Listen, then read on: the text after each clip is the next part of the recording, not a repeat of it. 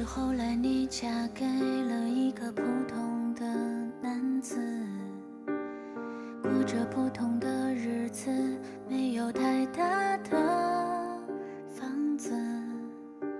而我们当时的争吵内容都关于不真实，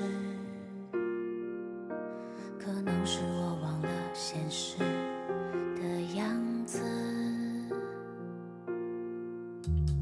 其实后来我默默地关注，像一个孩子，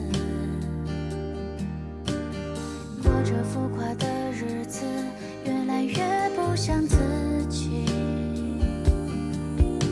而无端的争吵依旧继续，只是换了种方式。